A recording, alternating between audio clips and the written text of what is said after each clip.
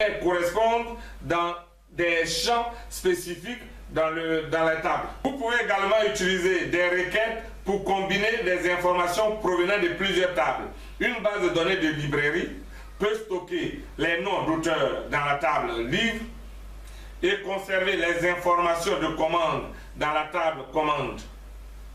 Une requête peut extraire des informations à partir de ces deux tables pour les afficher. Par exemple, tous les romans de Bernard Dadier que vous avez commandés pour le mois dernier, les requêtes peuvent également créer des champs calculés, y compris les totaux, les décomptes et les moyennes. Les formulaires pour l'édition et l'affichage de vos données. Un moyen facile d'entrer des données, en particulier à plus d'une table liée, est d'utiliser un formulaire. Un document de base de données standard qui affiche les informations à partir d'une ou plusieurs tables à l'écran. Vous pouvez avoir toutes sortes de plaisirs avec les formulaires. Par exemple, modifier vos données ou taper de nouveaux enregistrements dans un formulaire. Vous pouvez choisir la mise en forme gras ou rouge de l'information de la table sur le formulaire. Vous pouvez préciser également l'ordre dans lequel vos éléments vont apparaître à l'écran. Vous pouvez regrouper des éléments avec des lignes et des dialogues. L'utilisation des listes déroulantes, des boutons radio et d'autres types de contrôles à l'écran pour entrer et éditer ces données. Les étapes pour l'impression de vos données. Les formulaires sont principalement conçus pour apparaître à l'écran. Les états, d'autre part, sont conçus pour être imprimés, comme le montre la figure. Comme les formulaires, les états affichent les informations des tables. Vous pouvez choisir la mise en page de l'information. La plupart des états sont basés sur des requêtes.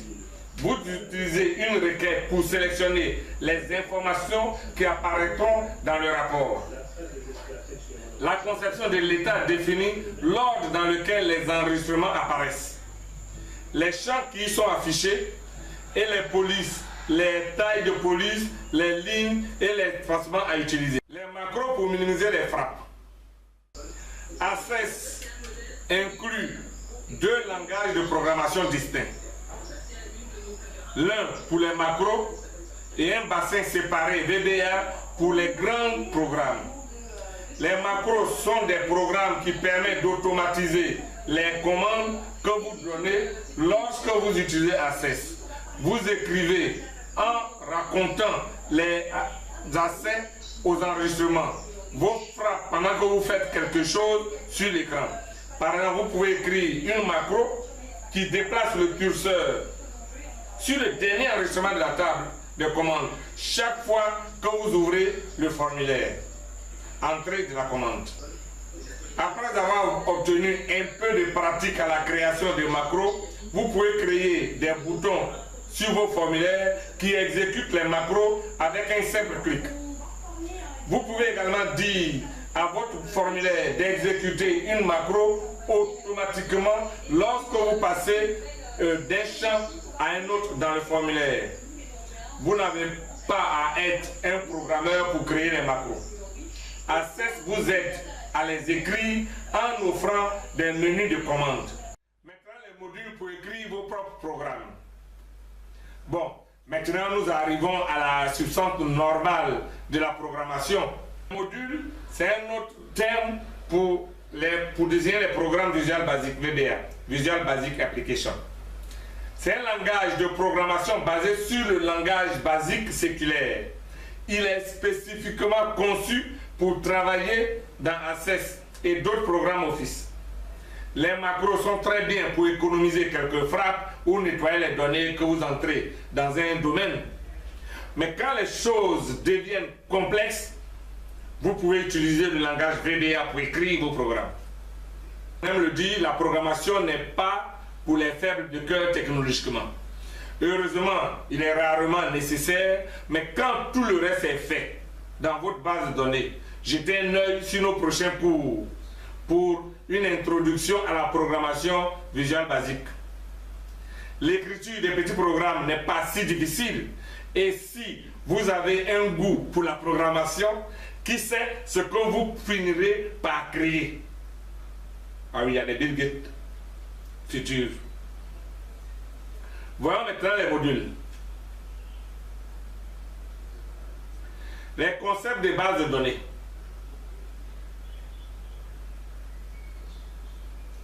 Dans ce nouveau chapitre, nous allons voir les terminologies relatives aux bases de données. Voir les critères d'une base de données bien conçue. Le processus de conception et comment déterminer les objectifs d'utilisation de la base de données. On va également rechercher et organiser des informations requises pour répartir les informations dans les tables. Nous allons également convertir des éléments d'information en colonnes, définir des clés primaires, créer des relations entre tables, affiner la structure.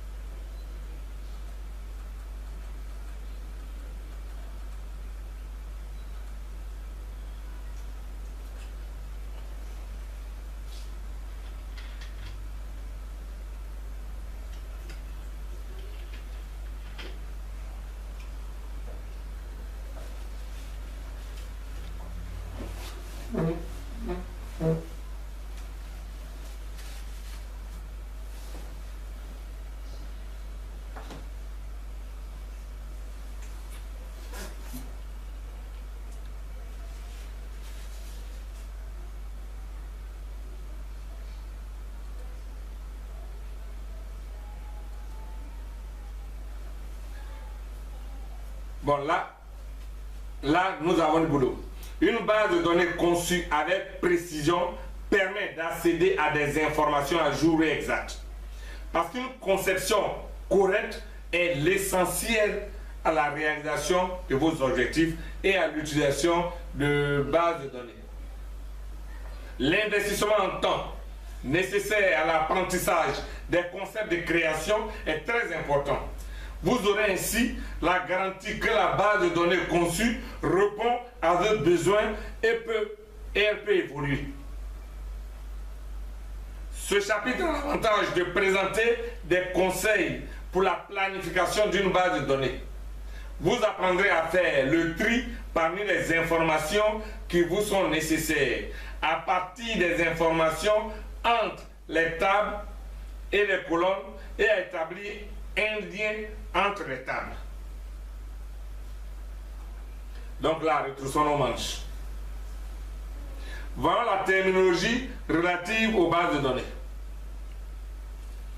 Microsoft Office Access organise les informations en table, c'est-à-dire une liste de lignes et de colonnes rappelant des livres de comptabilité ou les feuilles de calcul Microsoft Office Excel. Dans une base de données simple, vous pouvez avoir une seule table. Pour la plupart des bases de données, vous aurez besoin d'utiliser plusieurs tables. Par exemple, vous pouvez utiliser une table qui stocke des informations sur des produits et une autre table qui va stocker des informations sur les commandes et une troisième encore contenant des informations sur le client.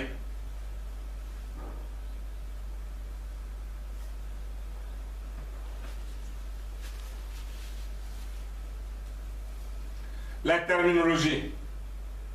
Chaque ligne est également appelée enregistrement et chaque colonne est appelée champ. Un enregistrement est un moyen cohérent de combiner des informations portant sur un élément précis. Un champ est un élément d'information unique qui figure dans chaque enregistrement. Dans la table des produits, par exemple, chaque ligne ou enregistrement contient des informations sur un produit en particulier. Chaque colonne ou champ contient certains types d'informations sur ce produit, comme son nom ou son prix.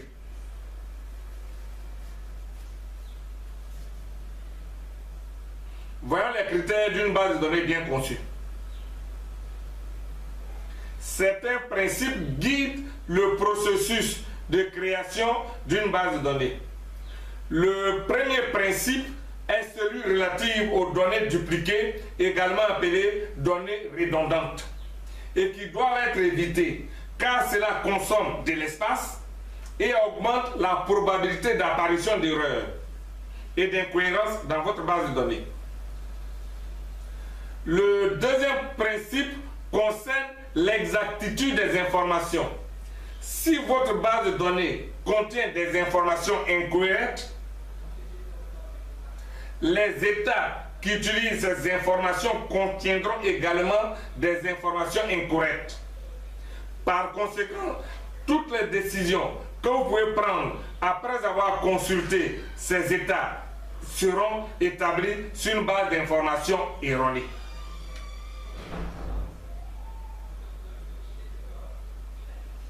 Une base de données bien conçue est une base de données qui répartit les informations dans les tables dédiées à des sujets précis afin d'éviter la redondance des données fournies à Access. Les informations nécessaires pour lier les informations dans les tables. Elle garantit l'exactitude et l'intégrité des informations. Répond à vos besoins en termes de traitement des données et de création d'état. Le processus de conception. Le processus de conception se compose des étapes suivantes.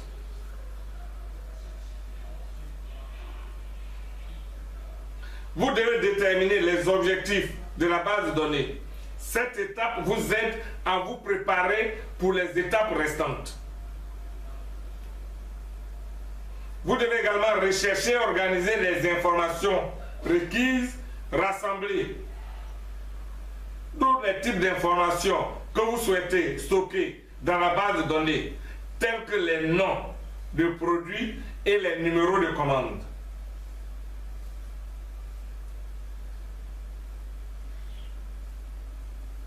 Vous devez également répartir les informations dans des tables. Répartissez vos éléments d'information en entités ou sujets principaux tels que produits ou commandes. Chaque sujet devient ensuite une table.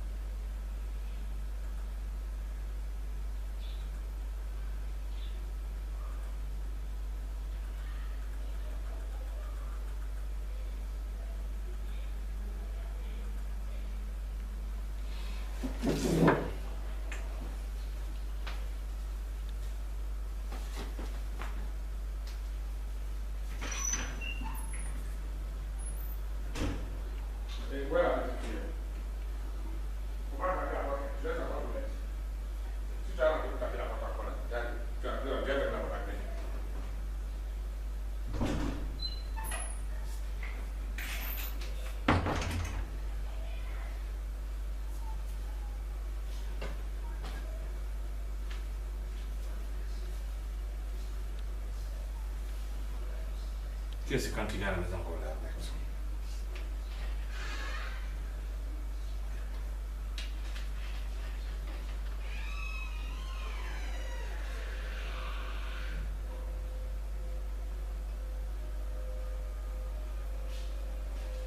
J'arrive là-bas. C'est comme ça. Je peux pas oublier là, je vais passer de l'autre côté.